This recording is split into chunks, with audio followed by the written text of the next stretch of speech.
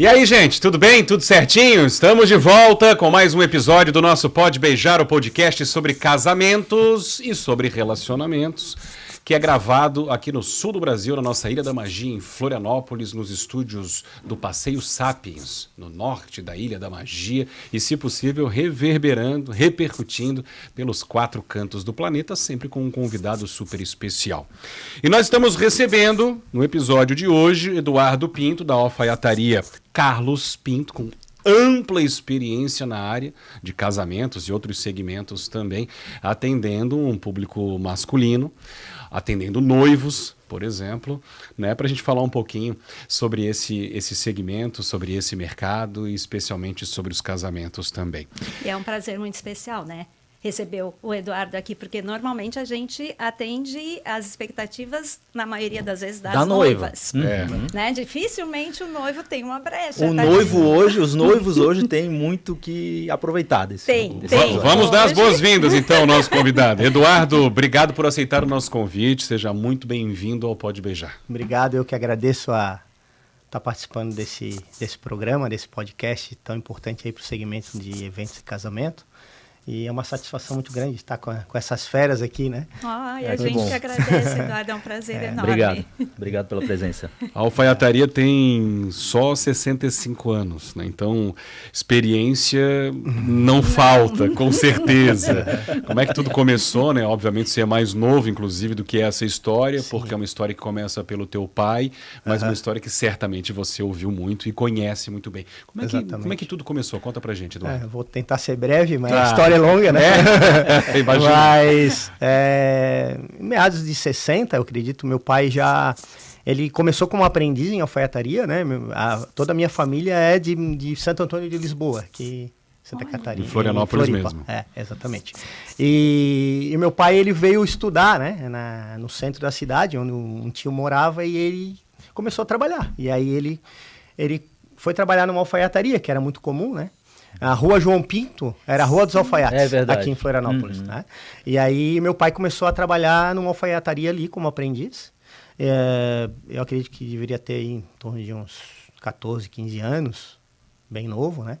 O pessoal já trabalhava desde cedo. Sim, né? E num tempo em que os homens usavam ternos e se vestiam de uma forma mais... era diferente, mais formal. Mais formal, né? E aí ele começa a trabalhar nessa alfaiataria, e estudando à noite, trabalhando durante o dia e como aprendiz. Começou a aprender e tal.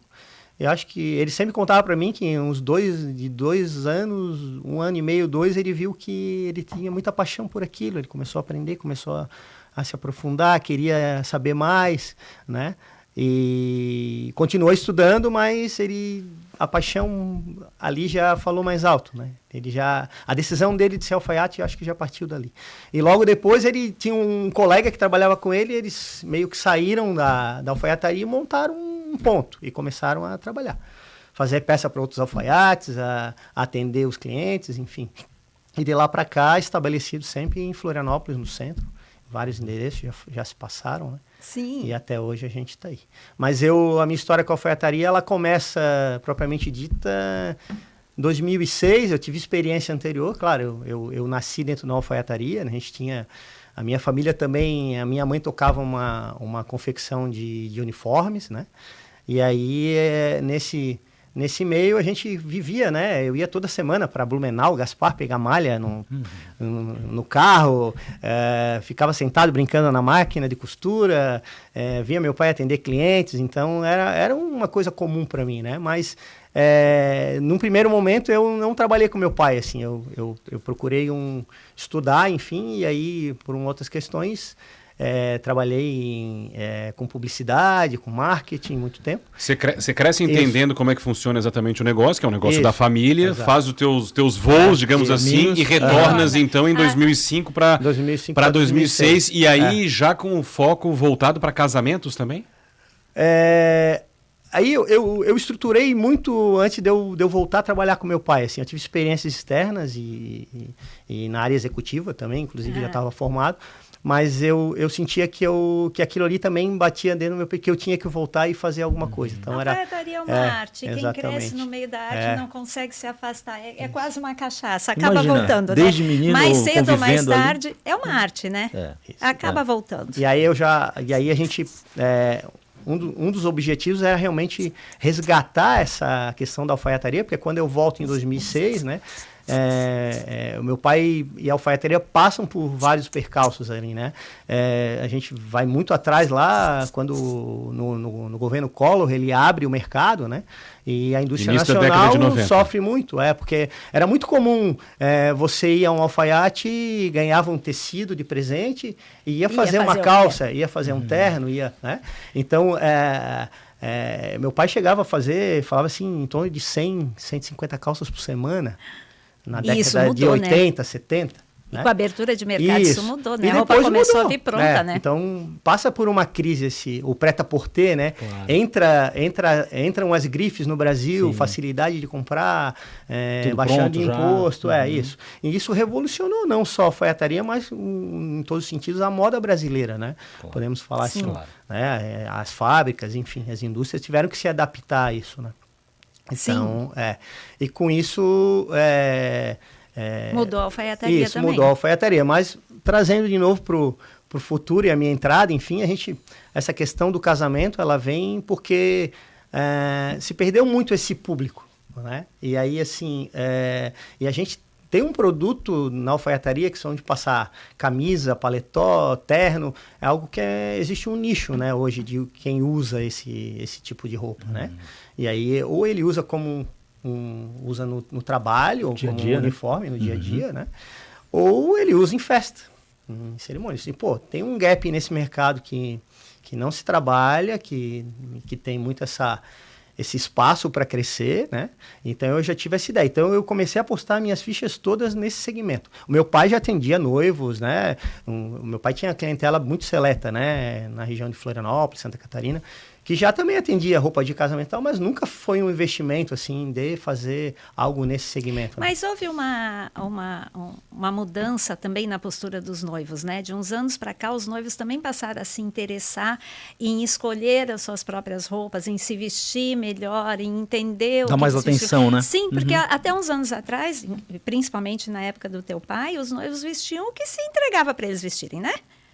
Vai usar isso para isso aqui vai ficar bom.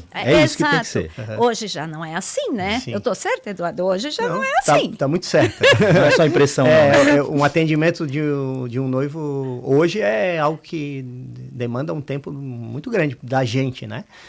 Apesar que a gente fala assim, o cara vai só escolher um terno, né? Então E aí, às vezes, até uma noiva vai junto, ou sei lá, um cerimonial vai junto, a gente começa a abrir as cartelas assim, nossa, tem mais opção de terno do que o vestido da noiva, porque o vestido da noiva é branco, tá resolvido. Quais são os principais aspectos que os noivos, quando chegam até o ateliê, vão discutir contigo e tu orientar também? Quais os principais aspectos do figurino do noivo, digamos assim? Sim. A gente tem um processo, né, dentro da alfaiataria hoje, com um processo de atendimento. Então, ele parte já desse inicial, um agendamento de horário, e aí a gente conversa perguntas básicas, aquele briefing, né? Qual o horário que vai ser, onde vai ser, os convidados.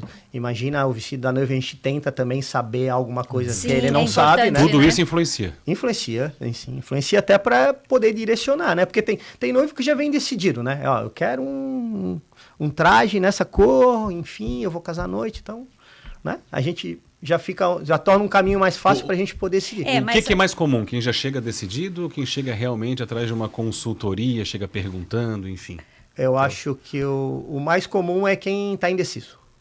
Os indecisos aparecem em maior número. Talvez tenha até uma ideia, mas não... Isso, nada certo, assim. Mas é importante, nesse caso em específico, o noivo, a gente levar em conta, o Eduardo disse bem, a roupa da noiva. Claro. Porque fica muito estranho, aí tu me diz que é fotógrafo, quando a noiva está dentro de um estilo ou preparada para um determinado horário ou local, ela se atentou a tudo isso e fez uma roupa apropriada para aquilo tudo, e o noivo está em outro. Sim, está em sintonias diferentes. diferentes. Assim, diferentes. Tá? Aí a gente vê depois na fotografia, eu digo muito para os meus noivos assim, ele não precisa saber o vestido dela e ela não precisa saber o terno dele, mas eles têm que entender o que eles querem. Porque senão, depois a gente olha a fotografia, parece que um está casando em um lugar e o outro está casando em outro. Perde um pouco da harmonia, né? Perde. E aí vocês tocaram num assunto que eu acho interessantíssimo isso, e nunca ouvi ninguém falar isso, né? Porque, assim, o noivo é o coadjuvante da história, né? Não é mais. Mas... então, assim, e eu penso que a sincronia do casal... no casamento, eles são os principais, né? Então, se não tiver uma harmonia no vestir do noivo e da noiva, né? Eu acho que de nada vale fazer uma bela festa, né? Então, esses detalhes, eles precisam ser atentados, né? Porque já vi muita gente falando, não, mas o noivo vai lá, compra qualquer roupa lá, para ele tá bom, enfim... A noiva, ela tem que ser o centro das atenções, né? Mas o noivo tem que estar à altura da noiva, né? Exato. Querendo ou não, eles vão Existe formar um só, né? Existe essa mudança de comportamento e hoje a gente vê, e eu acho isso o máximo, os noivos terem tanto cuidado e atenção quanto as noivas, e vemos também os convidados, os familiares, darem atenção para o noivo tanto quanto para a noiva. Claro, sim. Deu uma equilibrada, né? Deu uma equilibrada, que é o justo, né? Claro. Que é o certo. Eu digo para as minhas noivas, às vezes, elas dizem, mas ele é o noivo. Eu disse, não, mas ele é o noivo. Não é que ele é só o noivo, ele é o noivo. Não, ele até pode ser o coadjuvante, mas a distância não pode ser tão grande. Não, ele quer escolher isso. É o casamento dele? Sim, então, existe já um outro entendimento de que não tem mais um mais importante do que o outro. Né? E outra coisa também que a gente observa muito é que para os noivos, casar ficou tão importante quanto para as noivas. Sim. Né? Antigamente era assim, vou casar porque ela quer. E muitos, a maioria não quer nem saber a cor que ele escolheu do terno também, que eu acho muito legal, né? A surpresa é para ele, é para ela, né? Exato. A maioria não. Ela sabe que vai ser azul. Mas não sabe como é que é o modelo. Não viu, não sabe o tom, não sabe. Eu já tive noiva que me pediu para ir com o noivo. Eu não confio no gosto dele, mas eu não quero ver. Vai para mim, Patrícia. Quem falou agora, tá? Sobrou para ti essa. O noivo sabe que é azul. A noiva, provavelmente. Sim. Definiram que o terno do noivo vai ser azul, o traje. Sim. Tá, e do azul, o que muda? Tá, é azul, beleza, mas o que pode mudar? O que pode surpreender tanto noivos quanto convidados em relação ao estilo do traje? Então a gente precisa também, primeiro, essas informações, como eu já falei, horário, onde vai ser algo mais formal, vai ser algo mais clássico, vai ser algo mais... despojado, né? Borro chique, agora tá na moda, né? Vai ser igreja, vai ser área aberta. Praia, vai ser campo, né? E tudo isso a gente, com essas informações, a gente consegue ser mais assertivo na questão de a gente vai dizer, quem sabe tu escolhe isso, vai para esse caminho. Porque a gente, com a conversa com o noivo, a gente já consegue sentir como é que é a personalidade dele, o gosto, se ele é mais expansivo, se ele é mais na dele, né? Então, vai dizer, isso aqui eu acho que vai combinar melhor contigo, enfim, né? A gente tenta dar um leque de opções também para ele escolher, para a gente também ser mais assertivo, né? E o que eu sempre faço, a gente trabalha com muita variedade de tecido, né? E aí entra a questão da roupa feita, né? Sob medida para o cliente. Sim. E a escolha da customização da peça, né? Claro. Porque eu sempre falo, a estética é importante, é importantíssima. O resultado final de um caimento... faz parte da alfaiataria, mas o que a gente prioriza antes é o conforto. Sim. Conforto na roupa em usar. E o que vai proporcionar esse conforto? Uma escolha de uma boa matéria-prima e uma roupa feita que encaixa nele, que não vai incomodar, que não vai apertar, que não vai deixar ele suando demais, que não vai deixar ele... Né? Aquela questão que eu sempre falo, o sapato apertado, né? Numa festa... Tu não vai aproveitar. Exato, porque num primeiro momento, o noivo se apresenta na cerimônia ali, de pé, para casar, na frente do celebrante, né? Ali impecável. Mas depois que passa a cerimônia, que vem a festa, o noivo vai deitar, rolar, pular, saltar, beber. Isso. Então, ele tem que ter esse conforto previsto. E ele tem que continuar bonito até o fim. Claro. Ele é o noivo, né? Ele não deixou de ser o noivo. Não pode se desmontar, né? Você fala, olha, de paletó até onde conseguir ficar, porque quem vai dar o sinal da da bagunça é o noivo, né? Tirou o paletó, tá liberado, né? Mas quando tira o paletó, continua bonito. Eu sempre falo que até o voo embora tem que ficar comportado. Né? O voo embora, boa. Depende, Eduardo, porque da mesma maneira que mudou o comportamento dos noivos, mudou os convidados também. Os convidados também, é verdade. Mas é isso.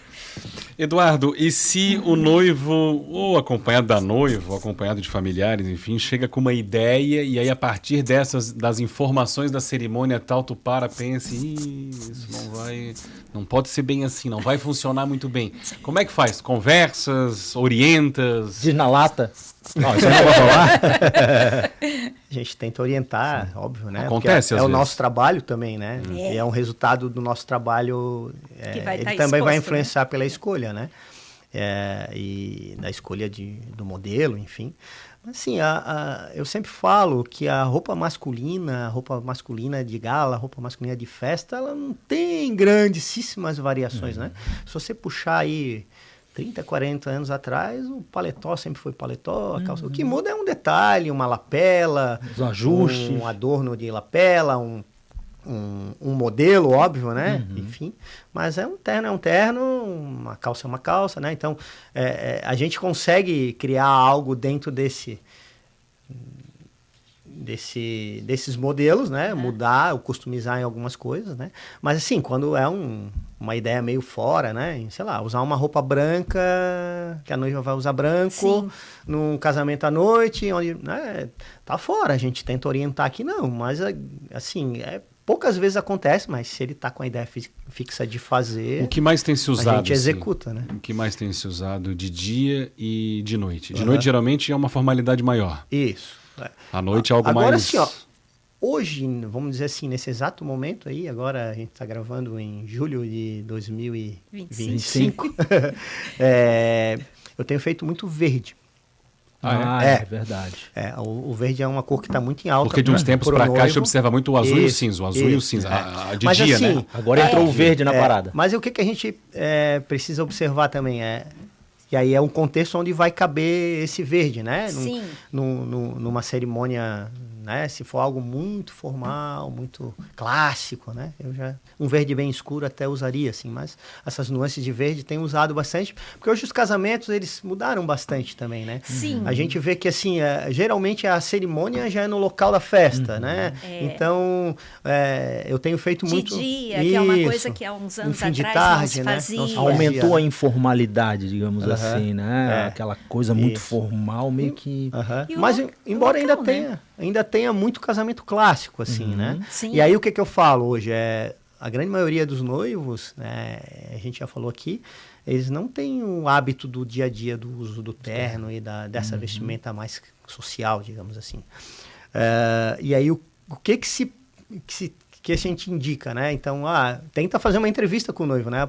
Tu usa muito tempo, quantas vezes por semana? Não, eu só uso para ir em um evento. Talvez eu vá usar para ir em um outro casamento, uma outra formatura, um evento empresarial, sei lá, uma feira, um congresso, mas eu não tenho muitos ternos, então legal, porque assim, uma coisa que a gente não falou aqui, né? O noivo, ele vai investir em fazer um terno sob medida, uma boa roupa, mas ele vai poder usar depois. A noiva não usa. Exatamente. Né? Então, isso aí eu sempre uso isso como argumento na hora da escolha, e o noivo fala, realmente, eu nunca parei para pensar nisso, né?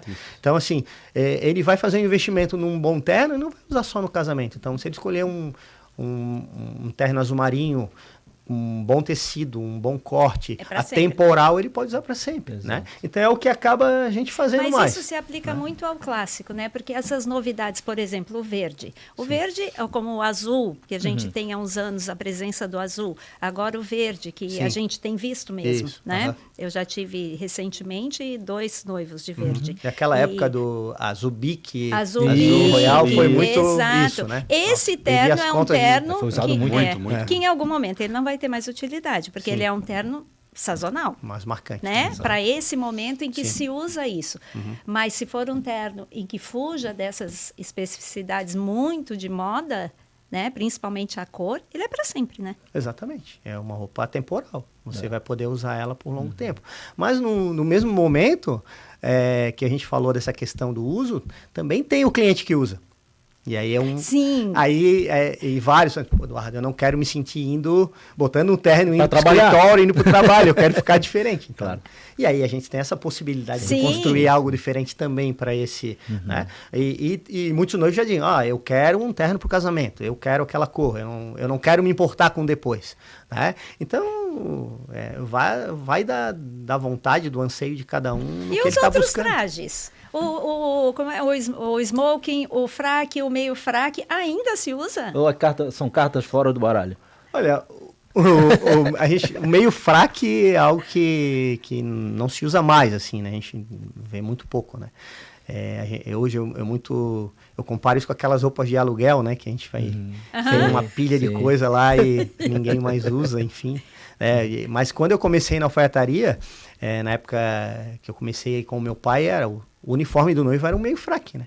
Calça listada, paletó grafite, cinza escuro, gravata plastron, colete com cetim brilhoso, né? Ou brocado, né? Brocado. Eu mesmo casei com colete brocado. Pra quem nunca ouviu falar em gravata plastron, como eu, por exemplo, eu já vi, obviamente já vi, porque eu fotografo há bastante tempo, né? Não precisa dizer quanto tempo, mas eu já fotografo. Não são 65 anos. Não são 65, mas são vários anos. Como é que essa gravata? A Patrícia Como pode ser? Tá quase 30. Desculpa, não posso evitar. Não, mas é uma realidade, vou fazer o quê? Eu também não posso... Gravata uns 40 anos. A gravata plastron é uma gravata que usa em ternos mais formais mesmo, né? Então ela chama de ascot também, geralmente é um lenço que dá um nó, geralmente às vezes usa por dentro da camisa, mas o plastron usa uma gravata mais bufante, um pouco mais, até o mesmo formato. Muito visto em novela de época. Exatamente. Vamos deixar para novela de época. Mas se usou muito, né? Com a pérolazinha. Sim. Eduardo, fala um pouquinho da tua relação, né? É importante que sejas procurado. Qual é o limite para essa procura? Até quanto tempo? 1 ano antes, 6 meses antes? E a partir daí, como é que funciona esse trabalho até o dia do casamento mesmo? Boa. Vamos lá. Eu sempre falo no mínimo 3 meses. A gente já trabalhou com prazos mais curtos, mas a gente não tem essa... Assim, às vezes o noivo é muito indeciso, enfim, ele precisa ir 1, 2 vezes, né? Eu tenho que dizer que a minha experiência me diz que às vezes a gente tem que empurrar os noivos. Isso não é raro. Né? Mesmo que eles tenham toda a vaidade que é própria e toda a vontade de ter isso ou ter aquilo, muitos noivos têm que ser empurrados, têm que ser cobrados. Já foi ver o teu terno? Já foi ver o teu terno. E muitas vezes acaba acontecendo isso, de ficar para o fim. Mas o ideal é 3 meses. 3 meses antes, porque a gente já pega essa ideia inicial. Até 3 meses. O que ele está pensando, tenta formular. Então, esse processo de atendimento a gente tem cada dia mais melhorado ele, né? Uma coisa que eu quero colocar aqui, que a gente está sempre antenado em algo novo, né? Então, a gente tem usado, a partir do mês passado já, a inteligência artificial para poder ajudar o noivo a tomar essa decisão, né? Hoje a gente consegue criar prompts de imagem e deixar o noivo mais seguro na escolha, né? Ele consegue se visualizar. Colocar essa textura do tecido dentro disso para ele poder ter uma opção, então, e a gente tem lapidado isso mais, assim, cada dia mais, a gente está com um processo agora de ter realmente esse questionário inicial que ele possa já nos responder, ou o cerimonial já pode nos dar, né? Sei lá, ele tem 1,80 m, é moreno, ele... vai casar, já vai responder. Sim, e eu já posso ser mais assertivo para ele também, né? Porque hoje a gente percebe assim, as pessoas elas estão muito sem tempo, né? Depois dessa vinda, ele vai ter que vir mais 3 vezes na alfaiataria para provar o terno, para deixar o ajuste bem feito. Esse é o processo, mas são 3 provas além da conversa inicial. Depois da inicial, a gente... Teve um primeiro contato e aí houve o fechamento. Isso, fechamento. Tá, e aí? Medida... A gente pode fazer ou no mesmo dia, ou se ele está fechando com antecedência. Geralmente o noivo está no processo de né, casamento, né? Projeto casamento, né? Projeto verão. Mas ele está no projeto, então a gente faz uma medida, a gente dá uma data específica, né? E aí, claro, já vai fazer o pedido de tecido, já deixar tudo certo. E aí depois o que vai? Medida feita, corte. Aí, primeira prova. A gente trabalha com 2 provas técnicas e uma prova com a roupa pronta. Mas eu conto como prova, porque ele vai ter que estar lá. Sim. Então, essa aí é a prova final, checklist, ver se está tudo certo. Que é a última. É isso aí. Que aí, quanto tempo antes do casamento? Porque Geralmente, o projeto casamento, você falou, é o que o noivo está se preparando para estar em forma do dia. Então, é provável, acontece muito que haja uma mudança nos últimos 4 meses até o dia do casamento. Mais ou para menos. Para mais ou para menos. Detalhe, importante. Então, a última prova é na semana. Não na semana. Eu gosto de entregar a roupa depois de ele fazer a última prova na semana. Aí ela fica só para finalizar a passadoria, passar e pegar. Tá. Aí eu deixo bem à vontade, a gente deixa bem à vontade lá. Eu prefiro passar durante a semana.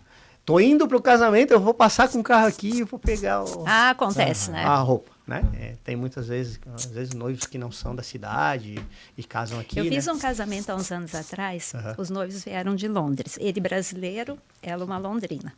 E aí, eu fui chamada de última hora também como socorro, porque eles vieram sem nada. O celebrante me ligou na semana e disse, vai fazer alguma coisa sexta-feira? Eu falei, não, eu tenho um casamento sábado, socorro.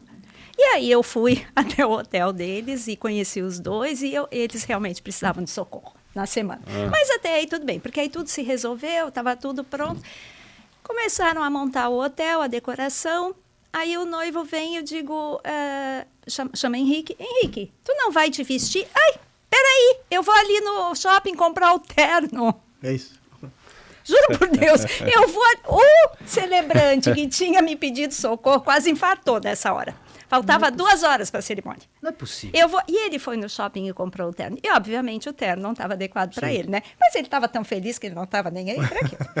Foi um casamento lindíssimo. Não deu a menor importância para o traje dele? Ele nem sabia que ele tinha...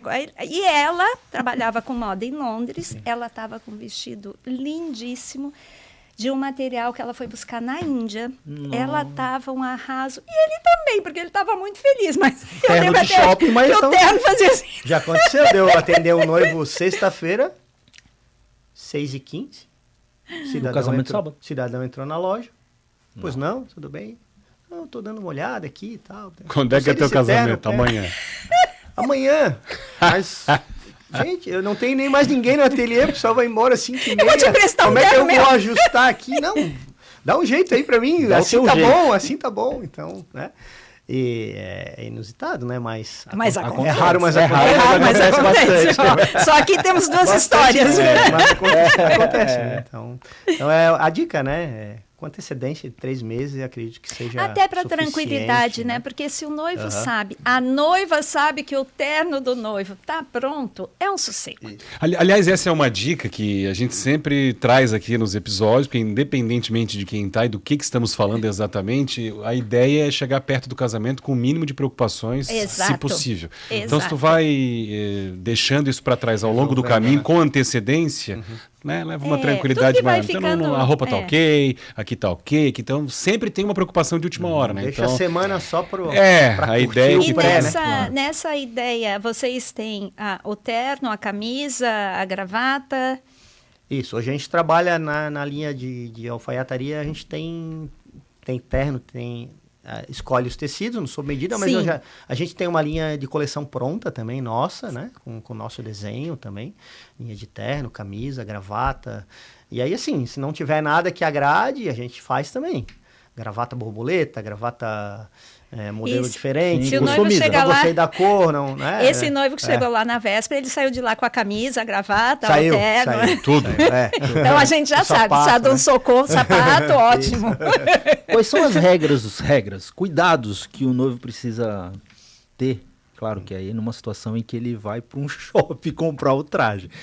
No teu ateliê não, tu vai dar todo o suporte para ele. Mas quais são os cuidados que precisa ter, assim, tu olhar o traje no noivo e falar, nossa, ele tá nos trinques, ou então não tá meio esquisito isso aqui. Pro paletó eu sempre falo o ombro. Se o ombro não encaixar, não compra peça. Porque hoje é muito difícil ter um profissional que mexa no ombro com excelência. Que é estrutura, né? Isso. Se tiver que diminuir o ombro, pode fugir. Manga é tranquilo, comprimento de manga. Encurtar uma manga, um ajustezinho na lateral, isso, né? A gente tem os profissionais de loja que fazem, né? Nada como ouvir quem entende, né? A gente pega, é uma dica e tanto. A gente pega cada coisa assim de ajuste, de roupa de loja feito, né? Complicado, que assim. é complicado. Às vezes o cara não tem mais alternativa, né? Ele comprou e ninguém coisa... resolve, aí vai lá, né? E tem uma coisa que a maioria das pessoas, claro, a maioria de nós não costura, não entende do assunto. Mas a maioria das pessoas realmente não se dá conta que a alfaiataria é muito específica, né? Eu até acho que às vezes é mais difícil uma alfaiataria bem feita do que um bom vestido.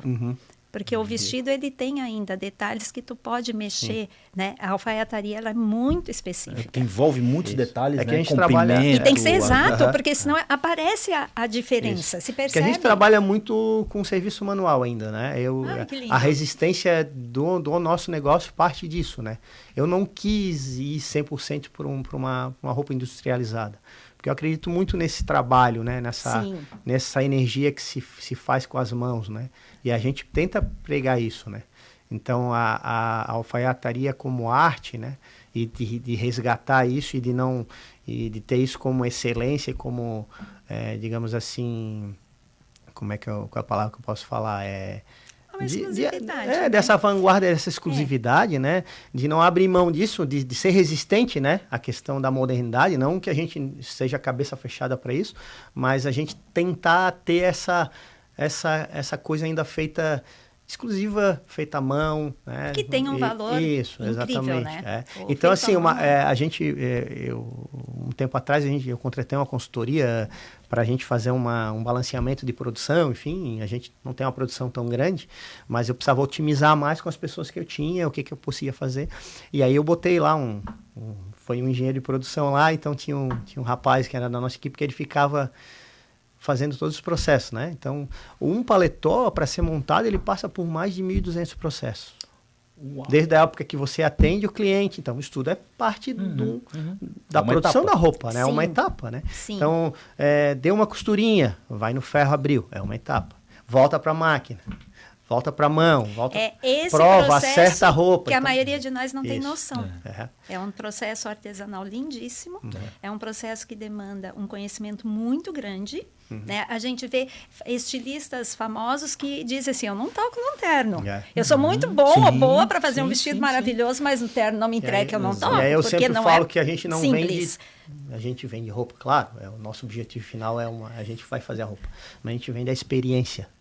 A experiência da pessoa estar ali, nessa customização, desde da parte de uma consultoria que se tem inicial, mas também de um apoio, de escolher um tecido que ele quer, uma cor que ele quer, um forro que ele quer, um botão diferente. Na prática faz modelo, toda a diferença. Né? E que tem uma exclusividade. Né? Faz então, toda a diferença. Quando o noivo chega para casar, que ele está se sentindo lindo, sim. E ele só se sente lindo se ele está adequado, ele chega diferente. Empodera, né? Não é fotógrafo. Claro, sem dúvida. E a questão do conhecimento, porque a pessoa que não sabe e não quer saber sobre isso, né? O que vai me cair bem, de que forma que eu fico mais elegante nessa situação e tal. O cara que não tem esse conhecimento, ele vai de qualquer jeito, tá tudo certo para ele. Agora, no momento em que vocês orientam ele, ele começa a entender o quão importante é e como fica o resultado final, né? Ele começa a se atentar e começa a dar valor nisso, né? E é engraçado porque o cliente mudou, a gente até estava comentando meio que off, né, Patrícia, ali, quando ela estava me recebendo aqui. O cliente mudou porque, principalmente o homem também mudou, porque ele começou a olhar para uma imagem dele de uma forma diferente, né? A gente viu aí uns 10 anos atrás um boom das barbearias, né? Antes a gente ia no barbeiro, cortava de qualquer jeito, o pai botava lá, enfim. Hoje cuida da barba, cuida do cabelo, né? O homem começou a se enxergar também como a imagem dele é importante, né? E como ela fala também pro lado profissional e na data de casamento muito mais importante. Que é parte desse processo que está tornando o noivo se você não se igual cuida, se você não cuida da sua imagem, imagina do restante, né? Eduardo, o papo tá bom, mas chega um momento aqui dos nossos episódios que a gente chega numa parte que a gente gosta de ouvir histórias, né, do nosso convidado ou da nossa convidada. A gente chama de acredite se puder. Então a gente queria ouvir de ti uma história que tenha chamado a tua atenção, que tenhas guardado ao longo da tua carreira, seja pela curiosidade, por ser inusitado, por ser engraçado, algo que tenha te marcado. Imagino que tenha várias. Fica bem à vontade. Várias histórias, nossa. Tem que lembrar uma de agora, assim, um pouco mais recente, talvez, porque várias coisas já aconteceram, mas uma história triste, mas sempre é uma história feliz, né? No final, no final feliz. A gente trabalha muito com prazo, né? E é complicado, assim, o estilista, acho que o estilista mesmo, a estilista de quem faz o estilo de noiva, pra mim, eu não ia conseguir, né? Porque às vezes tá ajustando a roupa, a noiva vai entrar no altar, precisa finalizar, enfim, isso pra mim não servia, já não ia conseguir dormir, digamos, uma pressão até maior. a data, né? Mas aconteceu, acho que faz uns 2 ou 3 anos, era uma família que era de fora de Floripa. Tá. Ela era no interior do estado. E aí o casamento ia ser no Ribeirão, lá no Vila Casarão. Tá, no Ribeirão, sul da ilha aqui. Sul da ilha, E aí ele ia chegar na sexta e eles já iam ficar aqui pro casamento no sábado, óbvio, toda a família. Então, daí eles estavam fazendo o terno, o pai da noiva, o pai do noivo, o noivo e mais um irmão. Então eram 4 ternos. E o noivo, digamos assim, que ele era um cara hiperativo. Ele chegava na alfaiataria, ele botava a loja, aquela coisa toda. O pai vai provar, eu vou. Começou a mexer. Eu já estou agilizando tudo, o meu já tá bom, o dele já estava resolvido. A capa já tá ali, eu já vou levando. E eu ainda com o pai dele, com o sogro, ainda fazendo as provas finais e tal. E o pessoal da minha equipe lá fazendo fechamento e tal. E, 4 roupas, conferindo tudo e tal. Eu já tô indo embora, eu tava lá dentro, ele já tava indo embora antes. Já botei tudo no carro, já tá tudo certo. Já tava agoniado, já queria... Tudo bem. Irrequieto. Sexta-feira, né? Meu Deus. Foi lá pra casar feliz, chegou... Daí eu fui embora da alfaiataria até meio tarde, sim, 7h30, 8 horas, organizar tudo. E aí eu saí pra jantar com a minha esposa. E aí a gente chegou em casa umas meia-noite, mas eu sempre deixo o meu telefone silencioso, porque eu quero dormir. E aí, por um acaso, era um sábado, geralmente eu acordo um pouquinho mais tarde, mas eu acordei... Era mais ou menos umas 6h30, acordei. No dia do casamento pela manhã. Isso. Sábado pela manhã. Isso. Aí eu olhei meu telefone, um monte de ligação de telefone, daí daqui a pouco eu vi que era pelo Instagram, fazendo contato e tal. Daqui a pouco aí eu vi ele... Eu tô aqui apavorado porque... a minha camisa ficou... Ele levou tudo, esqueceu a camisa. Tudo menos a camisa. Então, a sorte, eu ainda perguntei, né? Tá tudo certo, tá tudo certo. Eu te peço desculpa, ele assim, mas eu tava meio avoado e tal, e aí, mas não tem problema. Não, mas o fotógrafo tá aqui, ele já quer começar a fazer, eu vou ter que me arrumar, porque o casamento é meio-dia. Como é que eu faço? Daí eu dei um jeito, a gente mandei um Uber motorista que era conhecido e tal, chamei o cara. Sim, por sorte resolve, ele tava né? perto, resolveu, né, e levou, mas foi tenso, né, porque é uma coisa que que eu sempre falo para minha equipe, checklist das peças é muito importante, né? Nunca aconteceu algo mais sério, mas, por exemplo, a maioria o noivo casa com camisa branca. Geralmente a gente faz bordado de monograma com a inicial do nome, aí às vezes no punho ou no peito. Sim. E tal. Isso também ajuda, mas a gente precisa estar atento a isso, né? Então a gente confere 1 vez, 2 vezes. Ele levou uma atenção ali para aquele momento que não precisava. Que é o já pior, existia né? por outros motivos. Ele não quis esperar, né? Então ele estava... ansioso, mas numa situação dessa, a gente sabe que um bom profissional vai resolver. Como só ele sabe, coitado, porque a gente sabe o trabalho que passa, né? Sim. Mas o pior é isso, né, Rafa? É esse estresse que ele não precisava ter passado. É natural que já estejam nervosos, né? Já tem o estresse implícito na mas só de situação, paletó ele não casou, ele casou de camisa, paletó.